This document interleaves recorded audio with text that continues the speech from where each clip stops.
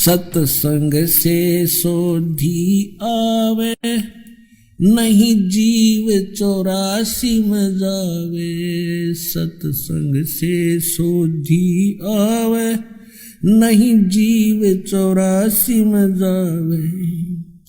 अब मेटो द्वेष और राग, हो राग या उम्र बतेरी जाली। अब मेटो द्वेष और राग, हो राग या उम्र बतेरी जाली। अब हम आते हैं उसी निष्कर्ष पर, अपने आज के विषय पर। आज का विषय है कि हम परमात्मा की खोज में लगे हैं और जाके ऊपर एती बीती, और कैसा है वो देश। अनल हक कहता चला, मंसूर फांसी परवेश। और जाके ऊपर ऐसी बीती, कैसा होगा वो देश। हमें बताना चाहते हैं कि जिस देश को, जिस स्थान को पाने के लिए एक महापुरुष के ऊपर इतना बीता, ऐसा संघर्ष किया उसने, तो कैसा होगा वो देश। किसके विषय में? श्रीमद् भगवद गीता अध्याय नंबर 15 के श्लोक नंबर 4 में कहा कि अर्जुन, जब तत्वदर्शी संत तुझे मिल जा, उस तत्व ज्ञान रूपी शस्त्र से इस अज्ञान रूपी अंधकार का नाश करके उसके पश्चात परमेश्वर के उस परम पद की खोज करनी चाहिए, जहां जाने के बाद साधक फिर लौटकर कभी संसार में नहीं आते।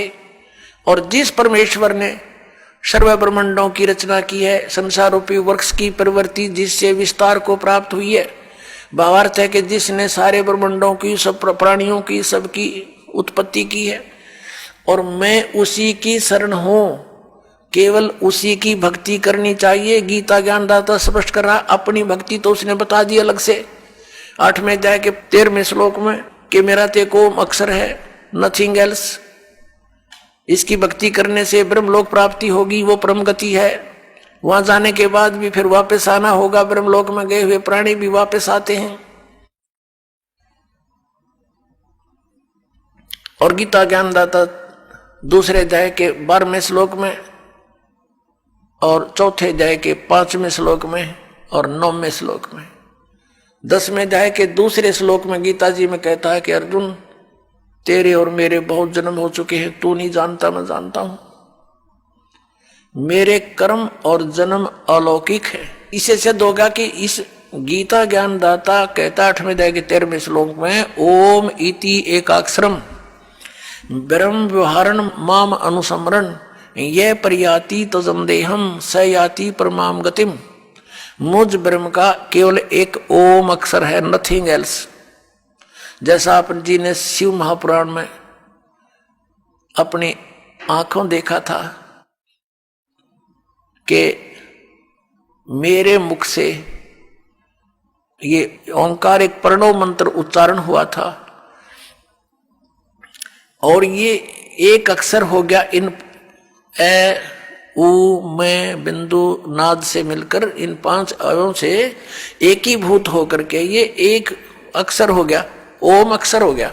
तो गीता अध्याय नंबर 8 के श्लोक नंबर 13 में, गीता अध्याय नंबर 8 के श्लोक नंबर 13 में ये वही कह रहा कि ओम इति एकाक्षरम ब्रह्म व्यवहारण माम अनुसमरण, ये प्रयाति तदम देहम सयाति प्रमाम गतिम।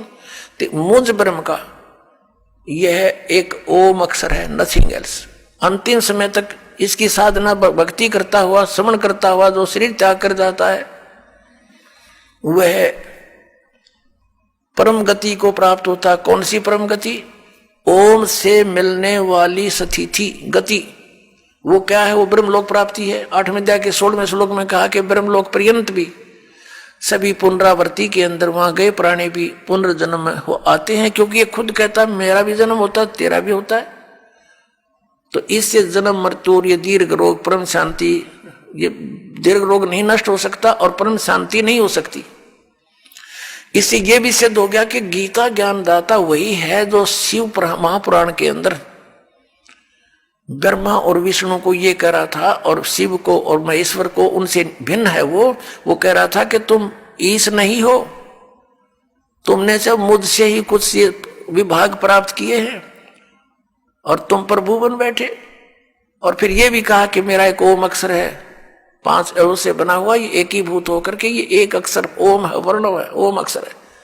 तो इसे सिद्ध हो गया कि वही सदाशिव, वही काल ये गीता ज्ञान दे रहा है। जो श्री ब्रह्मा जी, श्री विष्णु जी, श्री शिव जी और इसी महेश और रुद्र को कह रहा पुत्र हो तुम मेरे, ये उनका पिता है, इनकी माता दुर्गा है। अब यहां प्रसंग फिर लाते हैं हम